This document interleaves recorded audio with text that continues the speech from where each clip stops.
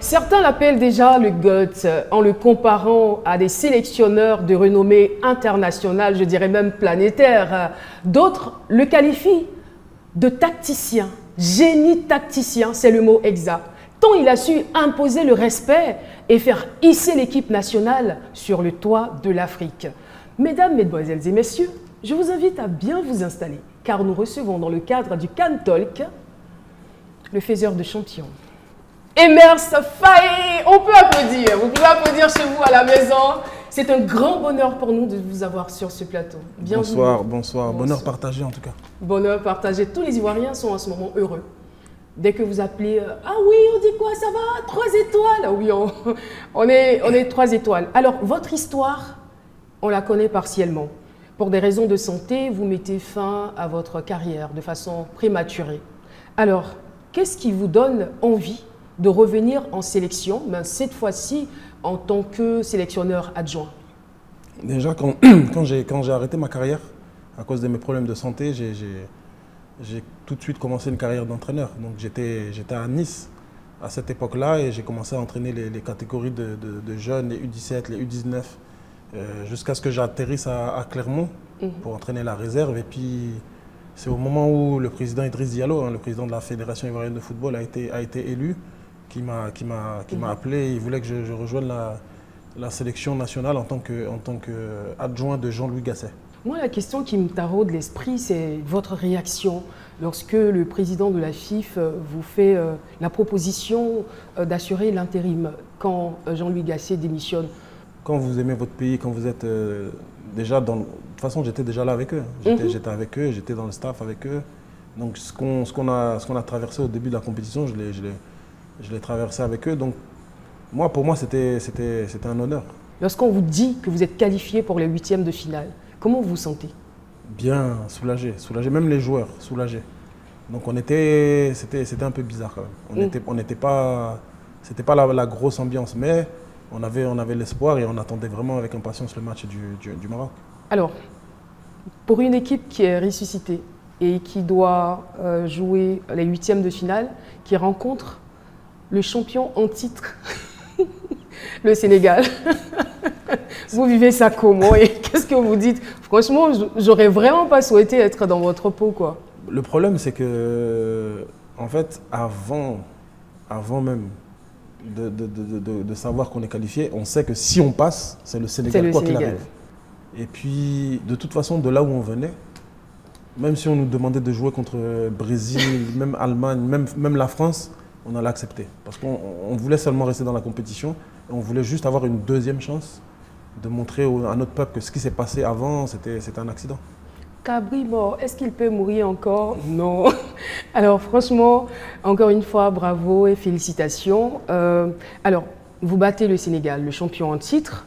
Vous battez ensuite le Mali avec un scénario des plus improbables. Vous finissez par battre la RDC qui était également très très en forme, donc des équipes, on va dire des équipes douées, j'allais dire même super douées que vous rencontrez sur votre chemin. La finale. Jamais dans cette compétition on a vu une équipe ivoirienne aussi forte. Ouais. Est-ce que vous aviez la certitude qu'on serait ou qu'on était capable de remporter cette coupe-là? Non, quand on arrive en finale, on sait qu'on peut gagner, on sait que on n'a pas fait tout ça pour rien. Devant le Nigeria d'Osimhen. Oui. Premier but encaissé en finale. Oui, mais bizarrement, on a encaissé contre le Sénégal. On a encaissé contre le Mali et on a encaissé contre le Nigeria. De ces 3 matchs, le match où j'étais le plus à l'aise, malgré le fait qu'on ait encaissé le premier but, c'était le match contre le Nigeria. Parce qu'on était bien. On était bien dans le match. On a pris ce but contre le cours du jeu, sur un corner.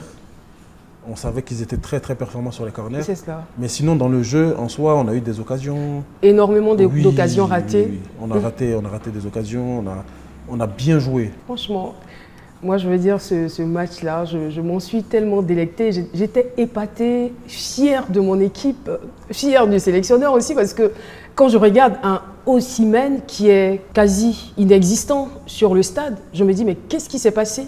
Sur cette finale, franchement, on a joué, je pense, notre meilleur match de la compétition. On a été bien du début à la fin, avec le public qui poussait derrière. Ouais. Puis il y a la force de tout ce qui s'est passé avant. C'est vrai qu'on a remporté la CAN, on a remporté la compétition, mais cette équipe ivoirienne est devenue tellement solide, tellement belle, qu'on a envie de la voir jouer. Ouais. Il y a des matchs amicaux qui sont en cours. Oui, il y a des matchs qui sont en cours. En mars, on aura une trêve internationale. En juin, on va réattaquer la Coupe du Monde, hein, les qualifications. Tout à fait. On a déjà fait 2 journées, on va faire la 3e et la 4e journée. Merci infiniment. Merci. Alors nous sommes pratiquement au terme de cet entretien. Pour tous ces jeunes qui souhaiteraient embrasser une carrière de footballeur, quel est votre message à leur endroit? C'est le même état d'esprit qu'on a eu pour gagner la CAN. C'était une mission difficile, très difficile, mais on y a cru jusqu'au bout. Hein. On y a cru jusqu'au bout tellement qu'on a égalisé contre le Sénégal à la 90e minute, contre le Mali à la 90e minute, on a marqué à la 120e minute. Parce qu'on n'a jamais lâché, on a toujours cru en nos forces, on a toujours cru en nous. Donc croyez en vous, battez-vous.